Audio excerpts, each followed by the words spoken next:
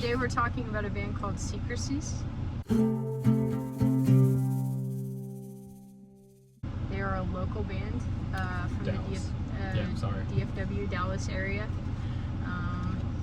Killer lineup of musicians. But yeah, first time I heard Secrecies, I heard a song off their first album on a local radio station here, 91.7 KXT. Shout out. It was Far Away So Close. Nice. Have you heard that one? I've heard the whole first album. Okay. They just released their sophomore album called Perfect Bite. Okay. They're all bangers. Everything has a catchy chorus. I kind of put like, what I love about it is that it's a pop album, but it's real, it's honest, it's pure. All the lyrics are really, really relatable, but also creative. Sean paints a beautiful picture, literally from cathedrals, from the first song. The lyric I put down for pretty much like the lyric that just resonated to me from the beginning of the album is slipping into an existence that doesn't belong to me but could be mine. That's definitely a lyric that I would like for sure. Yeah, I thought that was a really great lyric as well. My summary of the album, I put that it was a really great synth album. Synthesizers were definitely I feel like the biggest focus, like as far as instruments go on the album.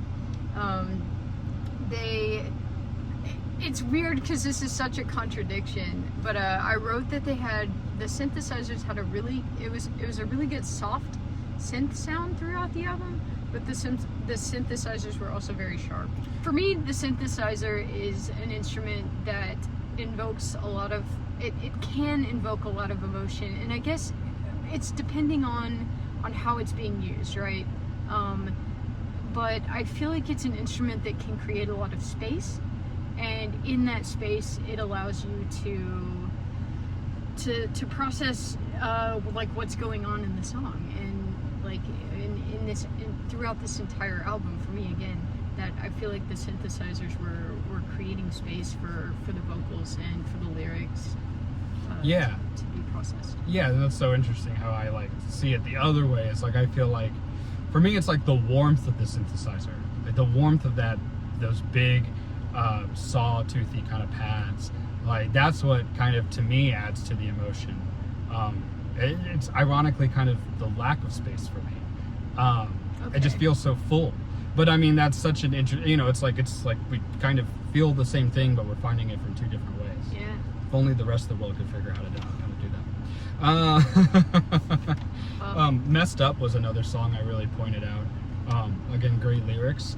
But that one had like a really great like synthy, that one was a little bit different because like the synths had all these other kind of little like almost like very, when I say electronic sounds, like computer-esque kind of electronic sounds. It was like there was like a constant underlick happening in the song the whole time. Like the synth almost functioned as its own separate melody.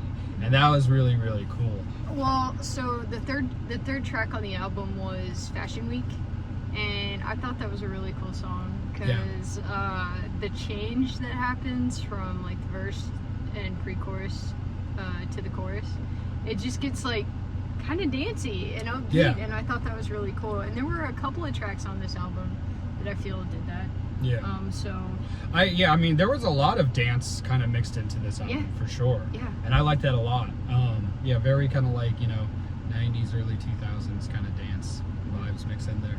That was really cool. It blended so well with the kind of like, synth pop, synth gaze. For sure. Let's talk about some themes that we saw in this album. A lot about love. A lot about healing. And a lot about, I wrote a lot about like the importance of self-care. And like, I feel like, again, it makes it so relatable because anybody who's ever been in a relationship with a person knows like how easy it is to get so wrapped up in like over investing or over exerting like all of your own energy into the relationship and getting away from like the self-care practices and like taking care of yourself. I feel like this is the Obviously the first album I love, it's great, but I feel like this is kind of like, what a great sophomore album. Normally, sometimes sophomore albums are really tough because it's hard to kind of do, but I feel like this is kind of like the first, a lot of the stuff on the first album, but just just perfected. Yeah. Just really dialed in. Same thing we Yeah. talked about with Glom, like the sound is figured out. Yeah, Which is always interesting because then it's like, well, then where do you go from there? for sure. What do you want to hear out of a third Secrecies album, Samantha? Maybe more emphasis on guitar stuff. I don't know. That's kind of what I was thinking too. Yeah. It's like I could totally hear, not the synths like disappearing, but like, and not even necessarily taking a back seat, but maybe just sharing a little bit more space with guitars. It would just be a different switch. It would be kind of interesting to hear that. For sure. They had the vision, and they had the theme, and they did a really good job, like painting the picture throughout the entire album, and I really like that. Perfect Bite. Go check it out. It's available on all platforms. It's on the Idol Records Bandcamp as well. Go to their shows. Always support bands at their shows. That's literally the best thing you can do. Is go to the shows. And if they have merch, buy some merch at the shows. That's also super important. And share the music. Share this episode.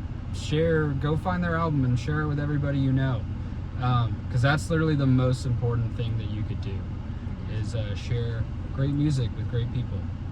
Mr. Igloo, we got a show on August 16th, and we're working on new music, but go check out our EP Nowhere Land on all platforms. Buy it on Bandcamp, please. Merch on Bandcamp, and we'll see you on the flip side. Stay frosty.